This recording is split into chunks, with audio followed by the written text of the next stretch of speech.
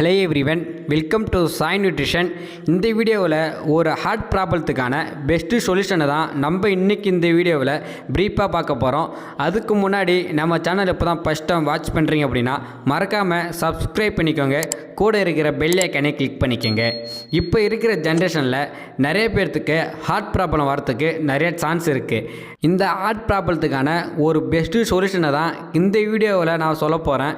இப்போ இருக்கிற ஜென்ரேஷனுக்கெல்லாம் ஒரு மோஸ்ட் ஆஃப் த ப்ராப்ளம் என்ன அப்படின்னு பார்த்தீங்கன்னா இந்த ஹார்ட் ப்ராப்ளம் தான்.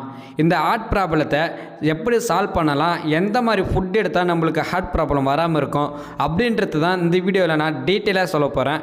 நம்ம வீடியோவை ஸ்கிப் பண்ணாமல் ஃபுல்லாக பாருங்கள். வாங்க வீடியோக்குள்ளே போகலாம். நம்ம ஹியூமன் பாடியில் எல்லா ஆர்கான்ஸுக்கும் ரெஸ்ட் டைம் கொடுப்போம். ஆனால் ஹார்ட்டுக்கு ரெஸ்ட் டைம் கொடுப்போமான்னு கேட்டிங்கன்னா இல்லைங்க. ஹார்ட்டுக்கு ரெஸ்ட் டைம் கொடுத்தோம் அப்படின்னா நீங்கள் ரெஸ்ட் ஆகிடுவீங்க. அப்போது ஹார்ட்டுக்கு எந்த மாதிரியான நியூட்ரிஷன் கொடுக்கணும்னு அப்படின்றத நீங்கள் தெரிஞ்சுக்கணும். ஹார்ட்டுக்கான ஒரு 8 ஃபுட்டை நான் உங்களுக்கு இப்போ ப்ரிப்பேர் பண்ண போகிறேன். என்ன ஃபுட்டுன்னு சொல்கிறேன், நீங்கள் நோட் பண்ணி வச்சுக்கோங்க. மார்னிங் டைமில் எம்டி ஸ்டொமக்கில் ஆலிவ் ஆயிலை கண்டிப்பாக நீங்கள் குடிக்கணும். இதை குடிக்கத்தால் டெய்லி பேஸில் லோ கேலரி நம்ம பாடியில் ஆட் ஆகிக்கிட்டு வரும். இந்த குட் நியூட்ரிஷன் ஃபுட்டை நீங்கள் எடுக்கக்குள்ள நீங்கள் ஆயில் இருக்கிற ஃபுட்டை நீங்கள் எடுக்கக்கூடாது.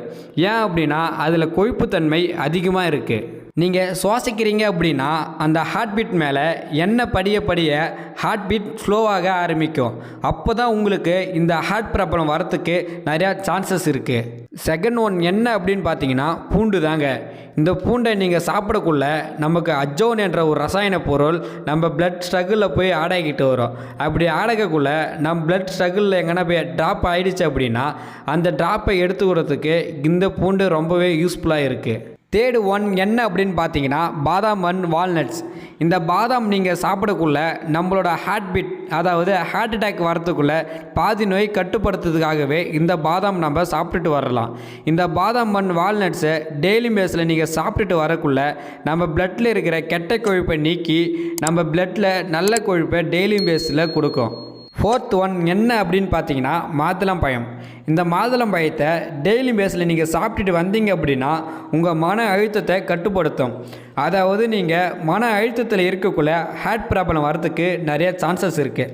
அப்போது இந்த மாதுளம்பழத்தை நீங்கள் சாப்பிட்டுட்டு வந்தீங்க அப்படின்னா ரெகுலர் பேஸில் உங்கள் ஹார்ட் ஹெல்த்தியாக இருக்கும். ஃபிஃப்த்து ஒன் என்ன அப்படின்னு பார்த்தீங்கன்னா மீன்கள் தாங்க.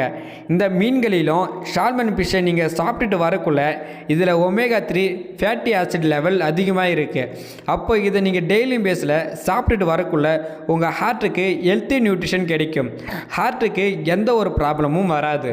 சிக்ஸ்த்து ஒன் என்ன அப்படின்னு பார்த்தீங்கன்னா அவைகடா பழம். இது வழவழப்பாக இருக்கத்தால் நம்மளுக்கு வெண்ணெய் பழம் அப்படின்னு கூட சொல்லுவாங்க. இதில் இருக்கிற மோனோசேச்சுரேட் கொழுப்பு அமிலம் கெட்ட கொழுப்புகளை அகற்றி நம்ம பாடியில், அதுவும் பிளட் சர்க்கிளில் இருக்கிற நல்ல கொழுப்பை ஆட் பண்ணி தரத்துக்கு ரொம்பவே யூஸ்ஃபுல்லாக இருக்குது.